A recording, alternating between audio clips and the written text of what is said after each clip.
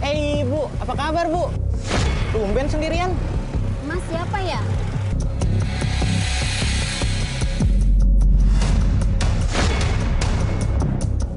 Gak usah repot-repot. Biar saya pinjam dulu handphonenya. Buat pesan ojol. Sekalian sama dompetnya. Ya. Oh, kalau bisa sekalian sama motornya deh. Oh, iya Mas. Tunggu sebentar ya.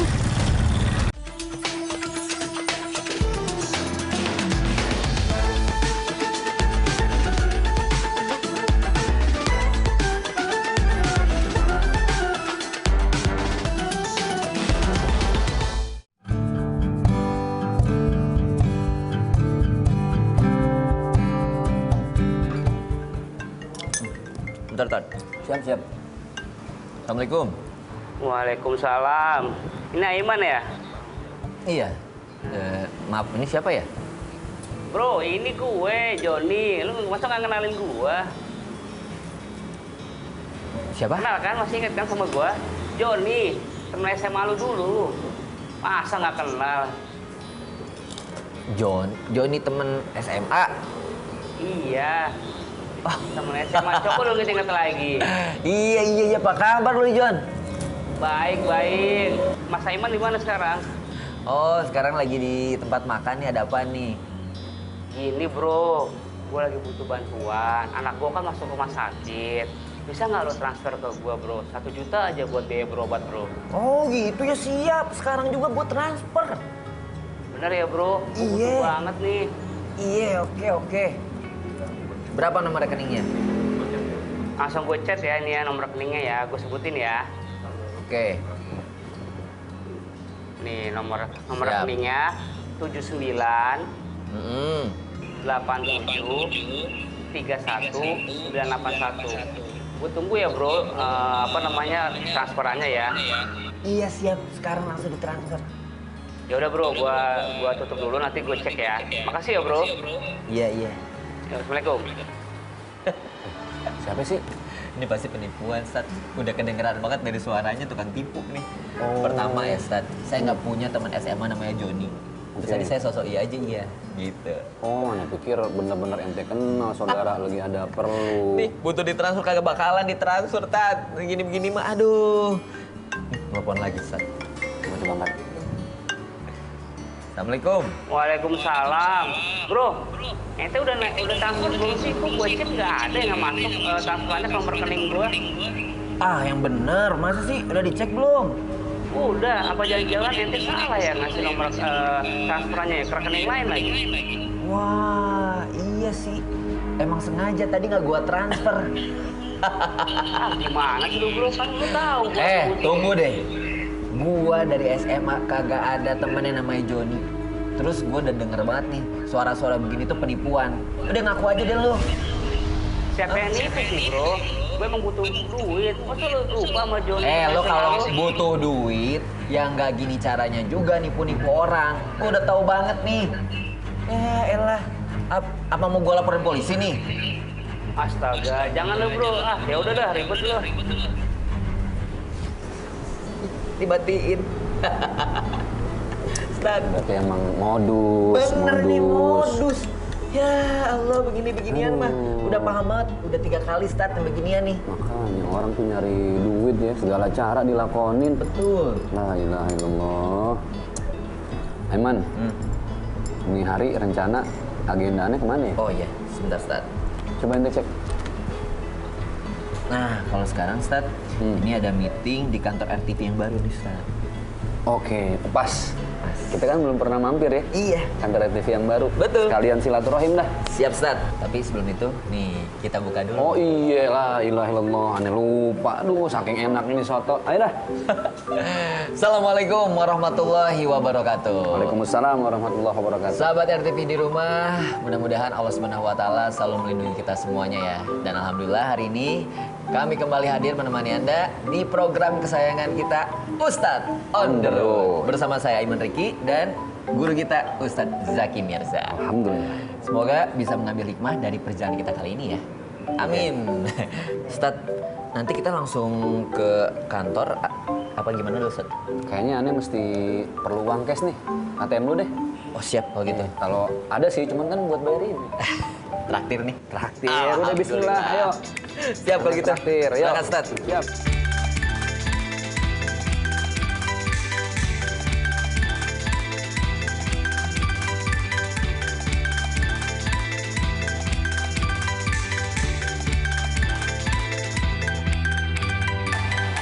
Ini kalau ngomongin manusia bandel, saya keingetan yang tadi, Ustaz. Apa itu? Tuh bandel banget tuh manusia. Oh. Karena nelfon ala-ala jadi saudara, jadi teman lama, terus udah gitu minta uang buat anaknya sakit. Padahal saya tahu itu pasti penipuan. Dan itu Betul. banyak banget, Ustaz, yang Benar. akhirnya ketipu gitu loh. Jadi modus kayak gitu Modus. Nah, menurut Ustaz sendiri kenapa ya sekarang ini tuh zaman banget tuh yang namanya tuh hipnotis terus Oke. tertipu dengan cara penipuan seperti itu. ya. Baik, jadi teman-teman Ustadz on the road, orang kalau berbuat jahat itu caranya banyak banget sekarang. Makin canggih keamanannya, makin canggih juga penjahatnya. Setuju. Kan gitu. Iya. Nah, apalagi sekarang dengan mereka menggunakan hipnotis, istilahnya hipnotis. Iya. Nah, hipnotis ini sesuatu yang harus kita kaji dulu nih. Ada hipnotis, ada hipnoterapi. Iya. Nah, hipnotis ini pun ada dua. Ada hipnotis yang dia bekerja sama dengan jin dan setan. Ya Allah. Karena kan kita dengan jin ini hidup di satu alam tapi beda dimensi. Wa ma khalaqtul jinna wal insa illa liya'budun. Kata Allah, tidaklah aku ciptakan jin dan manusia kecuali untuk beribadah. Kewajibannya beribadah. Betul. Lihat deh manusia. Manusia wajib beribadah tapi banyak yang bikin maksiat. Banyak yang bikin jahat. Iya. Jin juga sama, disuruh beribadah, banyak jin yang jahat. Nah, repotnya lagi kalau udah dua makhluk ini bekerja sama. Waduh, berat. Kan lihat struktur katanya kan jin taruh di awal, wa ma Iya. khalaqtul jinna. Kenapa? Karena jin ini punya banyak kelebihan-kelebihan. Salah satunya, jin itu jam terbangnya tinggi banget. Ada jam terbang Jam juga terbang. ya, Jin. Karena umur jin itu panjang-panjang semua. Ya Allah. Ratusan tahun, ribuan tahun. Bahkan sebagian ulama mengatakan ada jin yang dulunya hidup dari zaman Nabi Sulaiman sampai sekarang masih hidup. Serius, Tad? Jadi dia tuh kan karena umurnya panjang, Iya. jam tayangnya tinggi dong. Waduh, jam tayang. Iya, terus udah banyak jam Betul. terbangnya apalagi kan. Iya. Wah, udah ribuan tahun. Jadi dia tahu celah banget gitu loh. Nah, manusia ini ilmunya nggak seberapa dibandingin jin. Akhirnya dibantulah dengan jin. Nah, hipnotis yang bekerja sama dengan jin itu pasti niatnya untuk jahat. Nah, maka kalau ada manusia bekerja sama dengan jin untuk menghipnotis, ya bayangin tiba-tiba orang ditepak, transfer uang. Iya. Tiba-tiba orang dibisikin, transfer uang. Nah, kalau jelas-jelas itu adalah bentuk kerjasama dengan jin, itu jelas-jelas haram dan dosa besar. Dan syirik, satu-satunya dosa besar yang Allah nggak ampuni itu ya syirik, menduakan Allah.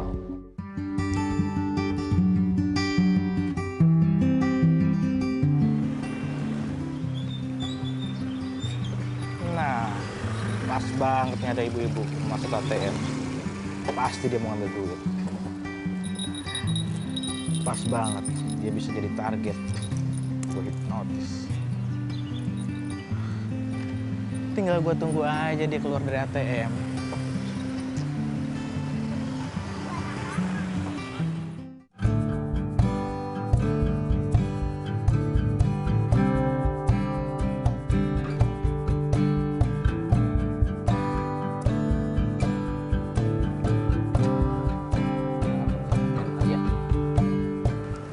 Alhamdulillah. Aiman, Ya. aneh biar turun sendiri. Karena aneh mau ngambil uang cash terus banyak transferan juga mau sedekah Al-Quran. Siap, Ustaz. Santai lu ya. Ya, tunggu di sini, Ustaz. Yuk.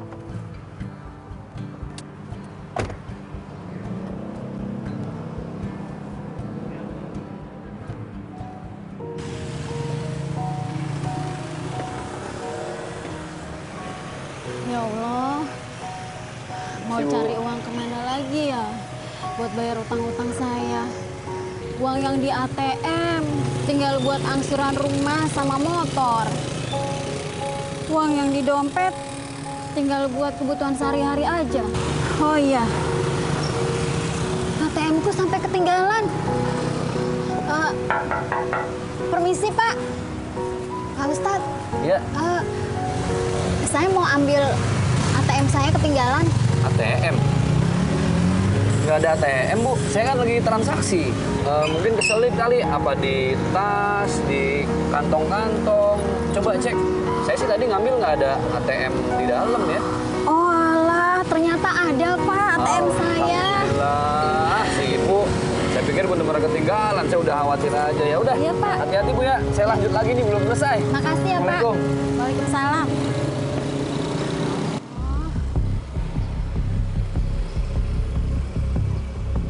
Ibu, apa kabar Bu? Tumben sendirian. Mas siapa ya? Ada perlu apa ya Mas? Masa Ibu lupa sama saya? Saya Ale, teman kerjanya suami Ibu. Oh, Oh iya, maaf Bu. Uang saya habis. Saya boleh nggak pinjam handphone Ibu buat pesan ojol? maaf ya Mas. Mas jangan pinjam HP saya. Mendingan saya aja deh yang pesenin ojol buat Mas gimana?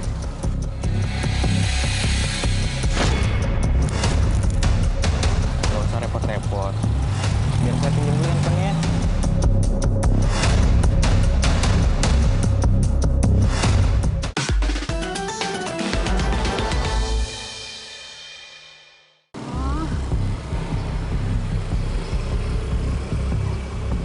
Ibu, apa kabar Bu? Tumben sendirian. Mas siapa ya? Ada perlu apa ya Mas? Masa Ibu lupa sama saya? Saya Ale, teman kerjanya suami Ibu. Oh, Oh iya, maaf Bu. Uang saya habis. Saya boleh nggak pinjam handphone Ibu buat pesan ojol? maaf ya Mas. Mas jangan pinjam HP saya. Mendingan saya aja deh yang pesenin ojol buat Mas gimana?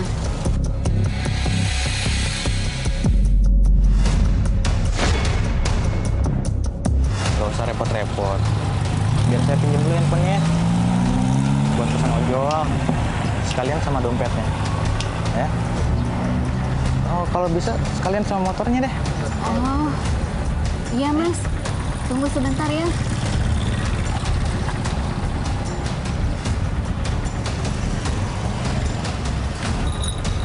Ini Mas. Jangan lupa nanti balikin ya. Siap. Makasih ya Bu.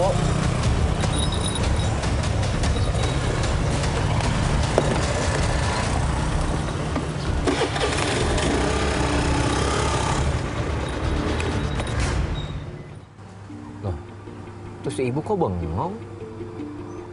Ya Allah, jangan-jangan.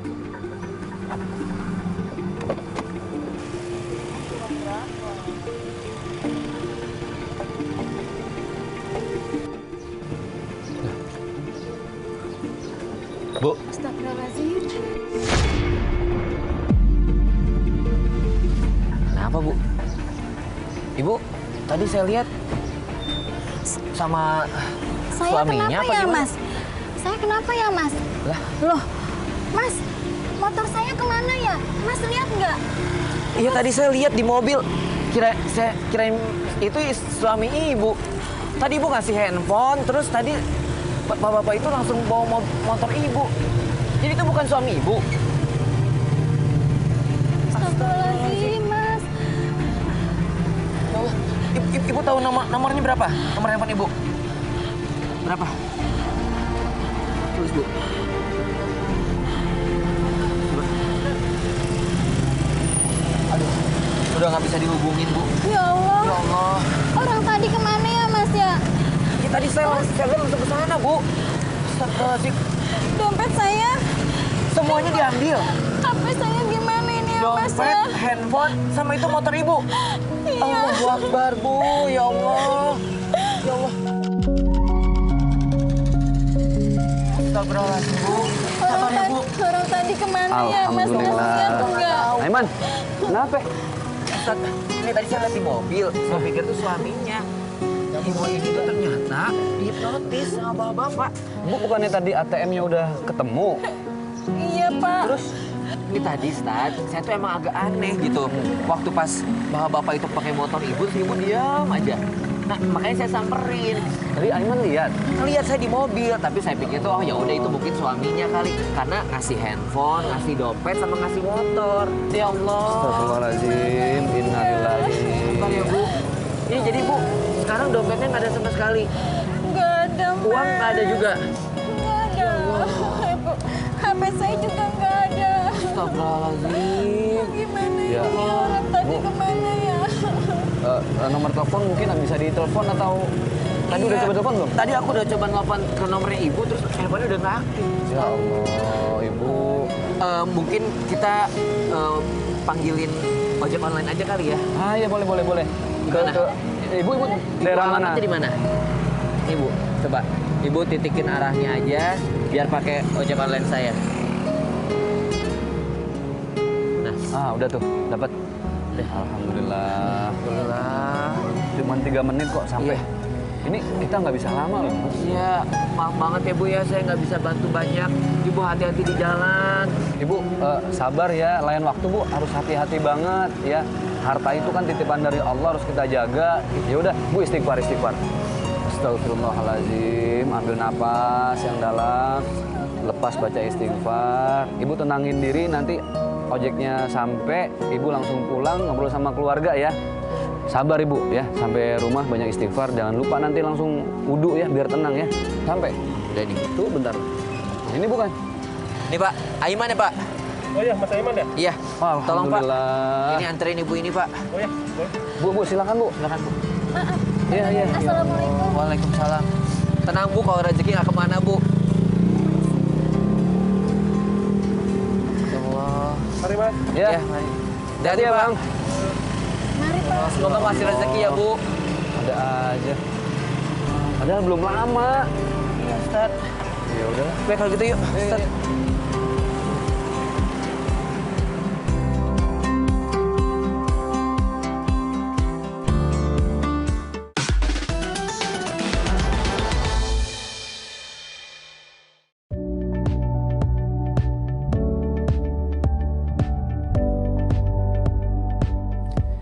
Ya Allah, tuh kasihan banget sama ibu-ibu tadi ya, Ustaz. Iya. Tapi emang lagi zaman banget tuh yang namanya hipnotis itu. Nah, Itu sampai akhirnya barang-barangnya diambil. Kalau menurut Ustaz sendiri, apa sih yang harus kita lakukan biar kita tuh terhindar dari yang namanya hipnotis? oke.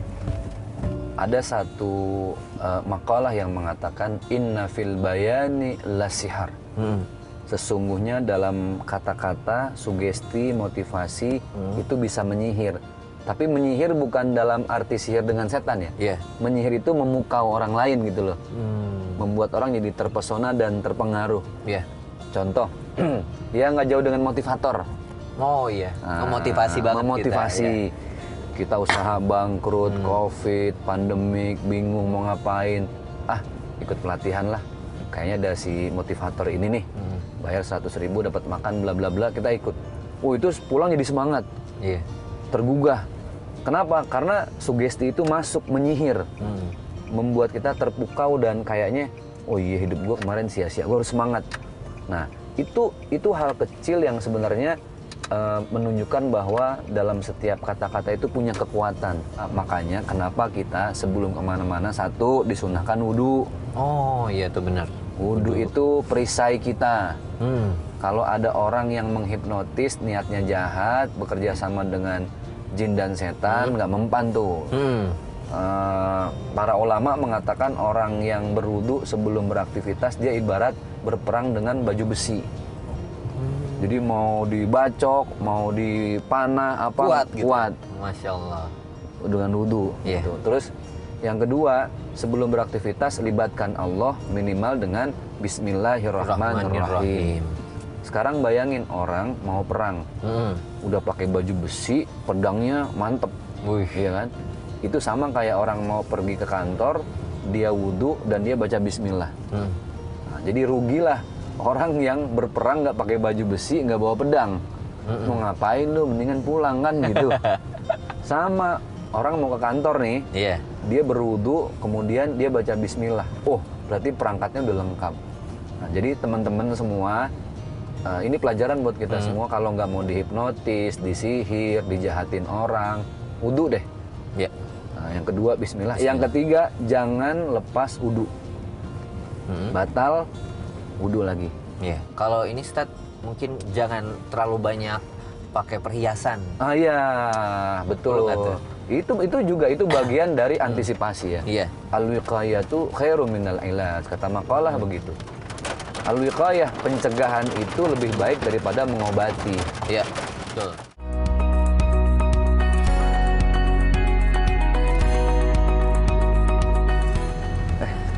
Ini Apa, kayaknya ada yang mulai nanya-nanya nih. Wah, ini pasti para pemirsa Betul, sahabat betul. RTV nih. Ah, ini kita bacain dulu ya. Boleh Ustadz. Dari teman-teman pemirsa RTV. Assalamualaikum Pak Ustadz.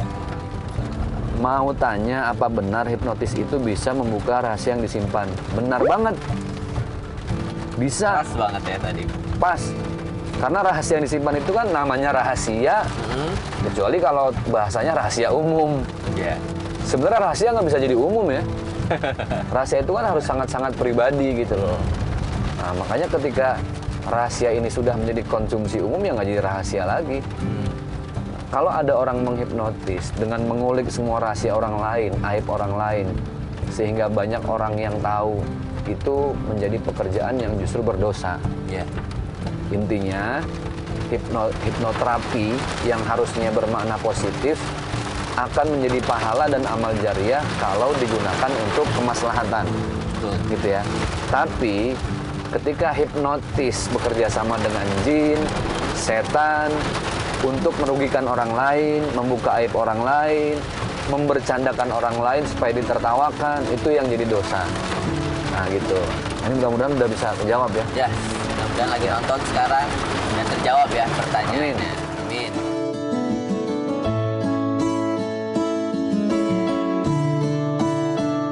Tapi alhamdulillah nih sebentar lagi nih kita mau nyampe nih di kantor RTV. Oke, siap. Ini saya pertama lagi nih ke kantor RTV yang baru nih, Ustaz. Oh, oke. Ustaz baru pertama juga ya? Baru pertama. Sama kita. Jadi kepo nih kayak apa sih kantor RTV? Ya. Ustaz, sebelum kita mengakhiri perjumpaan kita kali ini di Ustaz on the Road, kira-kira hikmah apa sih Ustaz yang bisa kita ambil dari perjumpaan kita kali ini? Baik, hikmahnya sekarang berhati-hatilah, waspadalah ya. Orang sekarang mulai merasa perlu Allah. Ya alhamdulillah jadi bagus. Begitu banyak tragedi, kriminalitas yang membuat orang semakin merasa, aduh, gue bersandar sama polisi, ternyata polisinya juga nggak tahu memihaknya ke siapa misalnya. Yeah. Saya bersandar sama orang kaya, ya kalau dia nggak bangkrut gitu kan. Saya bersandar sama pejabat, ya kalau dia masih menjabat terus. Nah dengan kejadian yang viral, akhirnya sekarang orang merasa bahwa oh iya ya, kita tuh perlu Allah banget. Kemana-mana itu kita harus bersandar sama Allah. Kejadian-kejadian tragedi, tiba-tiba ada bis yang nyeruduk tiang, ya kan? Iya. Tiba-tiba ada bis elf yang terbalik di jalan tol. Nah, alhamdulillah sekarang banyak berita yang bisa disimak oleh masyarakat dan kita memetik hikmah sehingga kita lebih hati-hati lagi di jalan, terutama untuk masalah hipnotis nih. Yeah. Jangan pamer, jangan sombong. Lebih baik kita berinvestasi. Jangan lupa wudhu kemana-mana. Kemudian libatkan Allah dengan bismillah. Tadi Bang Aiman bilang perbanyak zikir. Dan jangan lupa juga perbanyak sedekah. Wah, iya. Nah, karena sedekah itu adalah sesuatu yang akan melindungi hidup kita dunia akhirat. Mudah-mudahan bermanfaat. Masya Allah. Alhamdulillah. Nah, buat teman-teman sahabat RTV di rumah, semoga apa yang tadi dikatakan Ustadz, nah bisa jadi panduan buat kita semuanya dan diamalkan di kehidupan sehari-harinya. Libatkan Allah setiap harinya dan juga bismillah dalam setiap memulai pekerjaannya dan mengakhirinya dengan alhamdulillah. Seperti kali ini nih, alhamdulillah nih ya. Alhamdulillah. Kita udah mau sampai di kantor RTV dan itu tandanya kita mengakhiri perjumpaan kita kali ini. Jangan lupa selalu nonton Ustadz on the Road setiap hari Rabu, Kamis, Jumat jam 6.30 hanya di RTV. Dan jangan lupa untuk mematuhi protokol kesehatan dengan 5M. Betul. Kalau gitu kami pamit undur diri. Dan saya Aiman Riki serta Ustadz Zaki Mirza Ya. pamit. Wassalamualaikum warahmatullahi wabarakatuh.